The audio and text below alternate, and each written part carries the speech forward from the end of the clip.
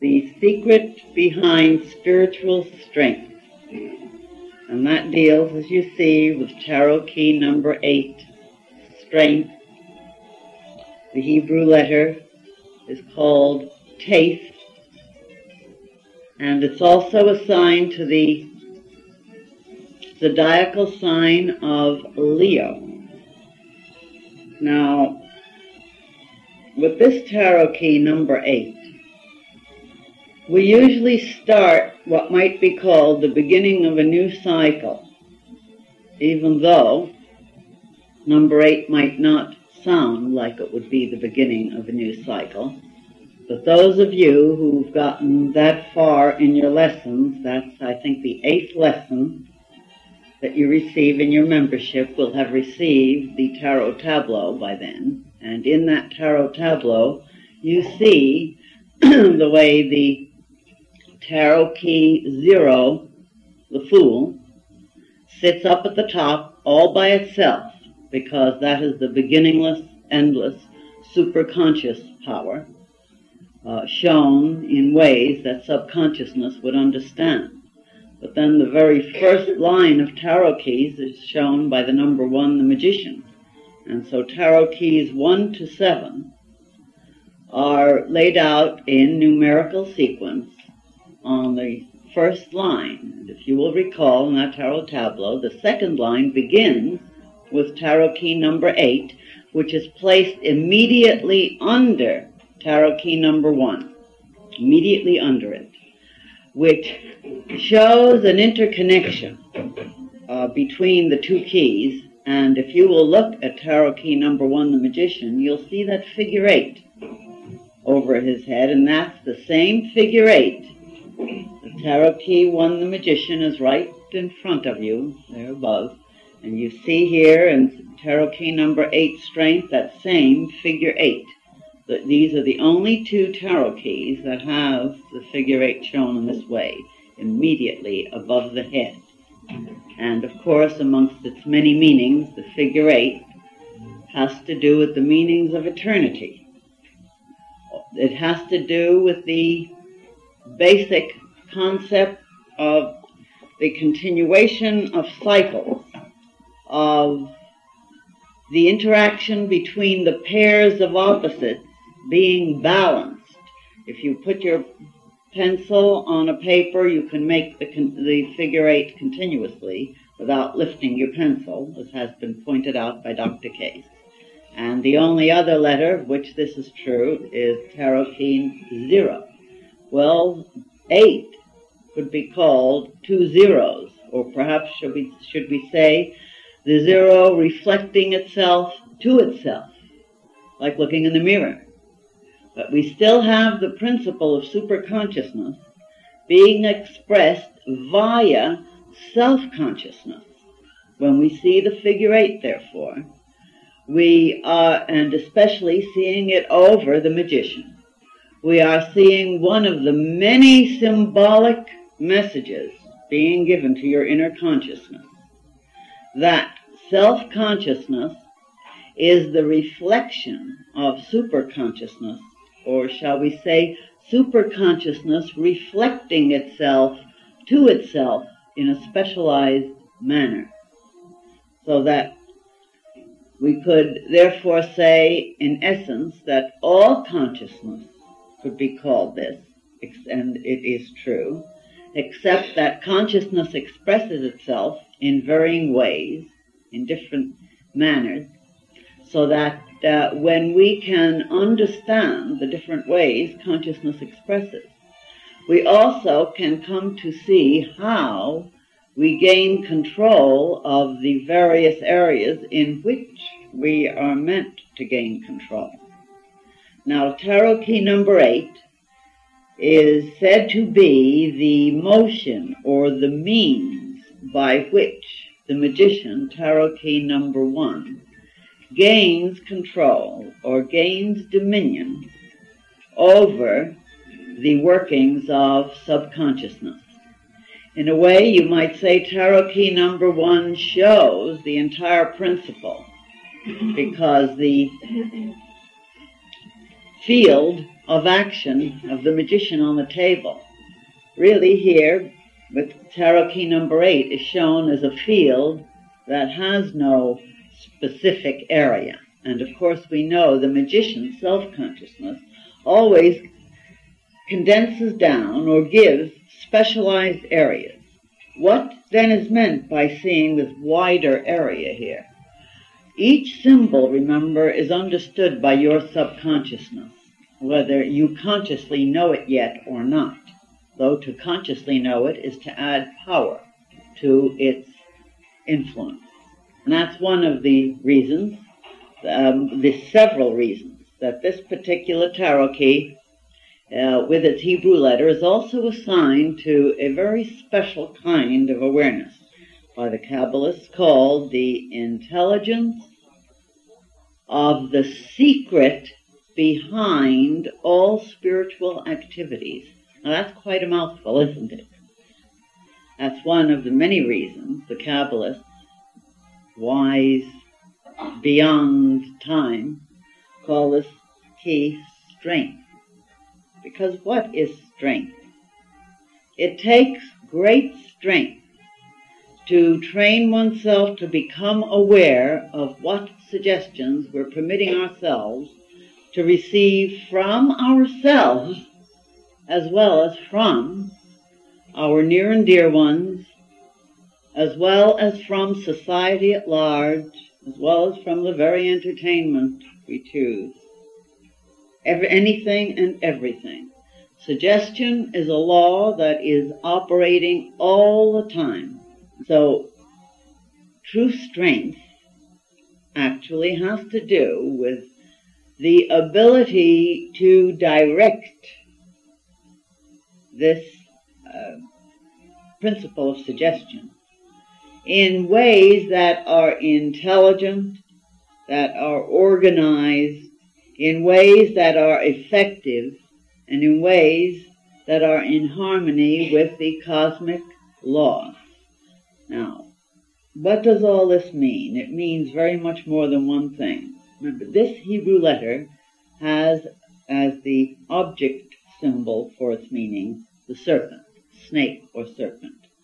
Now, this is, as was read in the Book of Tokens, this is the same serpent that pointed out to humanity, or to Adam and Eve, that the fruit of the tree of the knowledge of good and evil makes you pretty smart, gives you wisdom, gives you knowledge.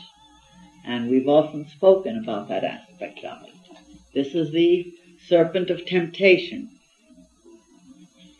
which, if you will recall, in the Book of Tokens it is also pointed out that it is this very same serpent of temptation which is the Redeemer. Now, what is this serpent of temptation? What is the energy of this same serpent of temptation, which is also called that which finally is the Redeemer? Well, if I just said out and out it is the reproductive energy, what would you think? You remember how Adam and Eve suddenly saw they're naked and were ashamed? Now, this reproductive energy is pure spirit.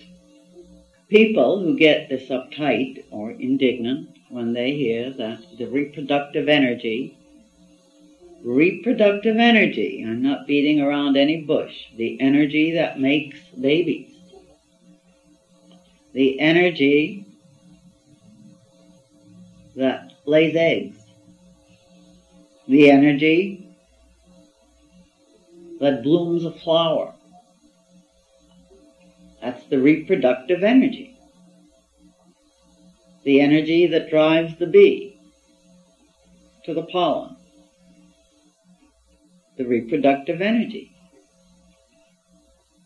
Now, this energy, pure spirit, well, that which is creative, could it be other than pure spirit? But we have something far more involved here. Because you see, even our Eastern brethren make it very clear that the Kundalini energy, that's another term for the serpent energy, it undulates. that the Kundalini energy in the human organism is condensed or at what they call the base of the spine. In our work, we call it at the Saturn center. Now, this Kundalini energy, basically, is the self-same energy which is called the Mars energy. And the Mars energy we know as being the energy that drives all living creatures into the interactions that bring about the creation of offspring. Here we see subconsciousness as a humanized figure in full control of the animal nature, or in full control of those forces that are below the human self-conscious level. Or you might say in full control of that part of the being which on the Kabbalistic tree of life is shown by foundation. And foundation, amongst other things, is called the sex organs of the grand man. We have here the humanized aspect of subconsciousness in full control of that part of our being, which is the vital animal reproductive energy which we share with all the other living creatures. Now, we're being shown that the training of our being, that those forces, and again I repeat, the reproductive forces, which are the powerhouse, this is pure spirit, and this has to be controlled via the method shown here. In fact, the truth of the matter is there is no other way. We try all other ways, and after they finally fail, we discover the way to do these things. Strength is not having great big thick muscles from picking heavy loads up and down and then parading up and down with the heavy muscles. It's the spiritual muscles we're talking about. Real strength is strength of character, basically. We think of character as being something where we're able to frown properly, grit our teeth, tremble with the power thereof. And if this is the way we think of it, this is the image we give ourselves. And life will present us every opportunity to frown and grit our teeth and tremble, in fact, because we're manufacturing it. So I hope if this is your concept, you're going to change your imagery as rapidly as you can, because it is what we present to ourselves that gives us the ability to utilize the various principles. Now then, I've got to point up another important aspect of what this is saying to you in its pictorial imagery. You see what she wears on her head. She is wearing a crown. But this is a crown made of flowers, the organic kingdom. And I want to remind you that flowers are the sex organs of plant life. And when we pick flowers, or when we see flowers, we respond with beauty and delight. We say, how exquisite, and we inhale the fragrance, and we're full of joy and inspiration. And we do not think it is ugly or dirty. The mass mind, even, in its cultural aspect, starts training even our little pure of heart children how to think of portions of the body, which incidentally the Lord God hath made. Who else? Who do you think made your body? Yeah, I know you say, well, my mother and father. Oh, and how many children have been filled with horror? What? My mother and father are too pure? You mean that way? In the first whisperings that have been given, it is really tragic.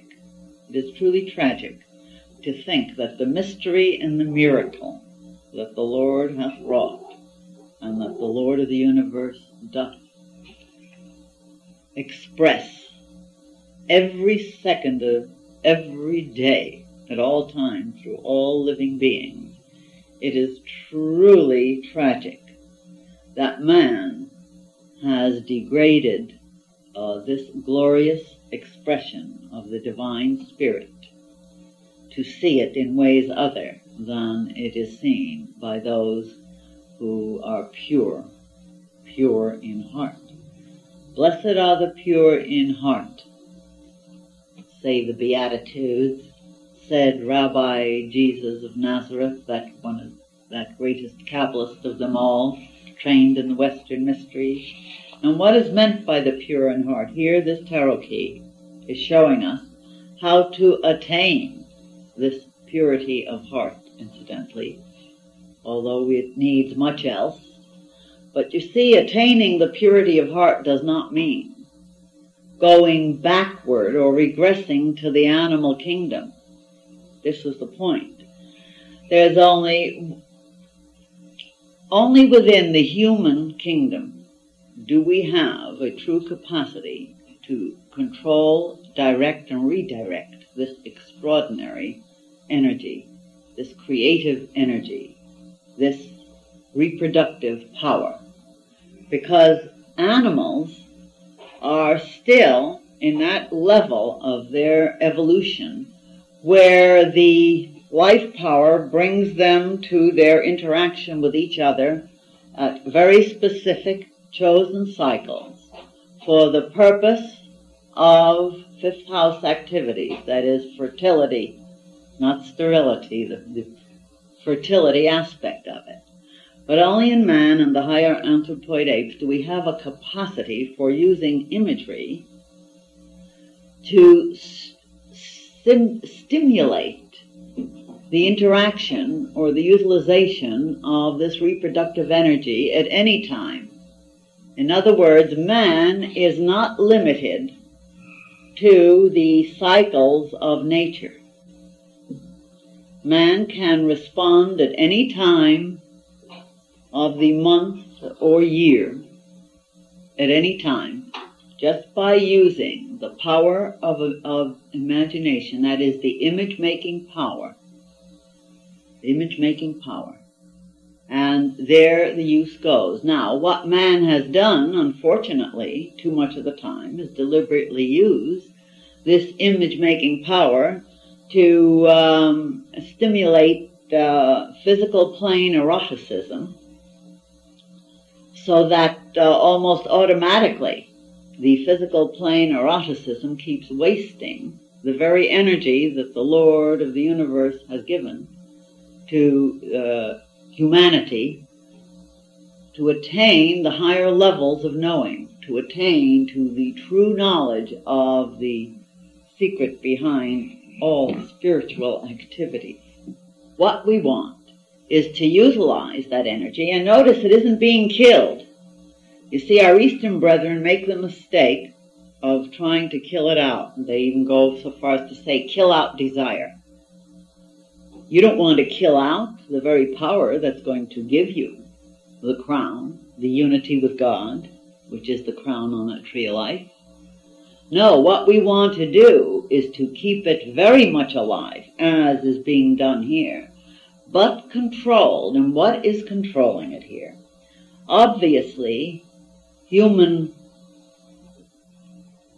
consciousness is controlling it, but human consciousness is controlling it in a very special way. The white robe gives us a part of the secret, because here you are being told that purification of the entire subconscious attitude towards this energy is an essential, and it doesn't come by itself.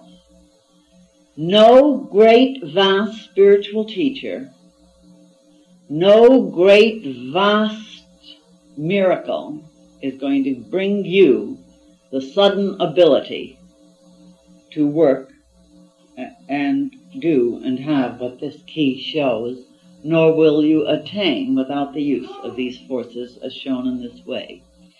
You have to do the work yourself.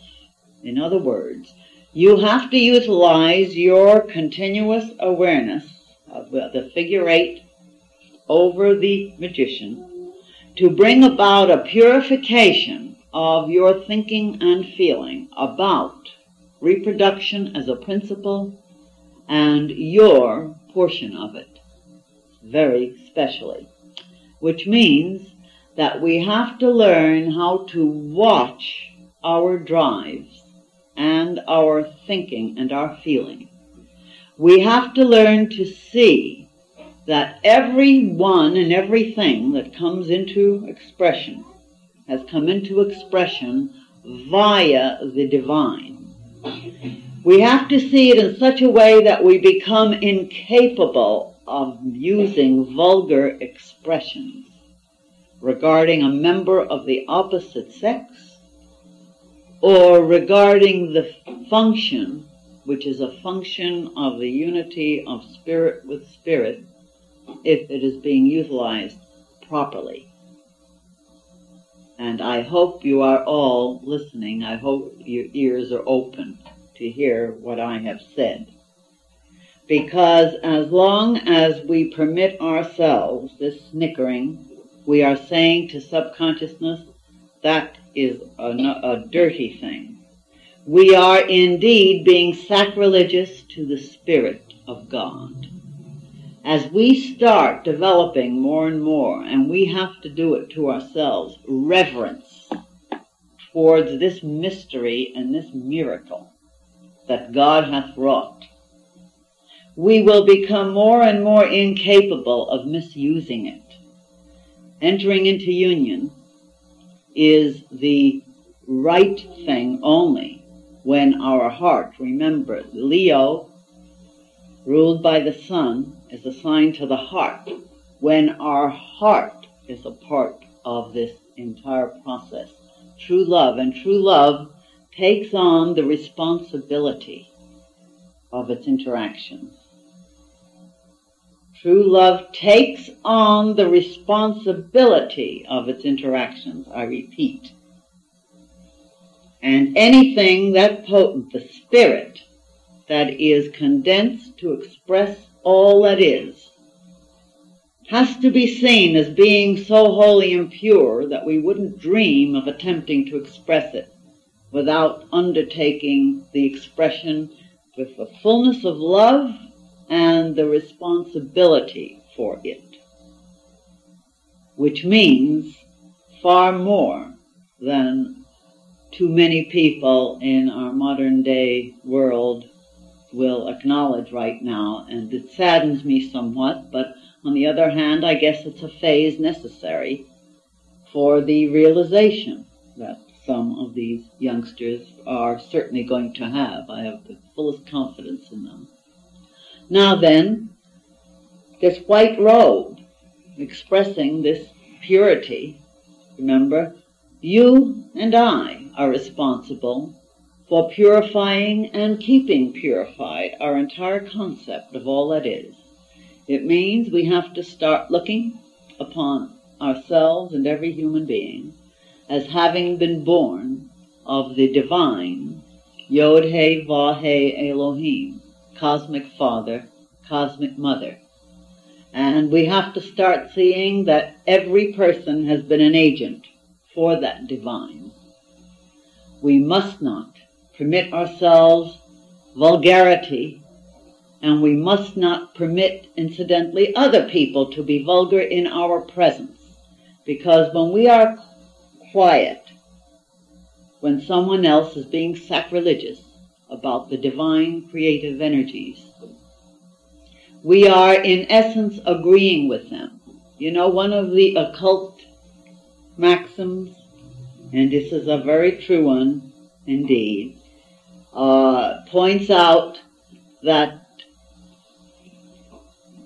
when we do not take action in certain areas of life where evil is being perpetrated, we are making ourselves a partner to the evil. and we are aiding and abetting it. So that when we permit sacrilege in our presence, I don't mean when I say we should step in and stop it, that we should do this in an unbeautiful way. There are ways and ways and ways and ways and ways. But certainly we should have enough strength. This is strength. We should have enough strength so that instantly we bring the opposite suggestion to bear upon ourselves and everyone there. And strength of capacity to bring about transmutation has to do with a basic inner strength of integrity in how we are going to train ourselves to think and feel about this energy. Then, working with the tarot, it is this energy, when we stop letting it be degraded by ourselves to ourselves, as well as in our presence. This is the same energy then that starts to bring the charging of livingness to the higher centers, until finally, through the pineal center, we experience the full knowledge of the rapture and union with God. Now, does this mean that human beings have to eliminate union with each other on the outer material plane? No, it does not mean that at all. It does mean that when they do enter into union, they had better enter into union with the attitude of this is a divine representation of the forever pure and undefiled, the divine cosmic masculine, the divine cosmic feminine, and I will express it with my beloved in the fullness of beauty, of devotion, responsibility, and I will dedicate it to the very highest. I will not let it go exploding in every direction. This is fine for the lower kingdoms, but man has the extra energy given him, this reproductive energy, to be creative in ways beyond description, and to bring total, and I mean total liberation from enslavement to pain, agony, ugliness, failure, and the host of other sins. We can, and my darlings, you are destined to become consciously the forever pure and undefiled, and to express yourself with that fantastically higher, most profound level of beauty. You are destined to do this, and that's why you are being told the importance and even shown the beginnings of how to go about it. Work with this aspect of this key, my loves, and heaven on earth is just the least of what you'll have. It will be heaven on earth and in every way, shape, and form that you can remotely imagine. My love and heaven I give you. I share with you, and the entire inner plane of angels and archangels are aiding you to have that beauty.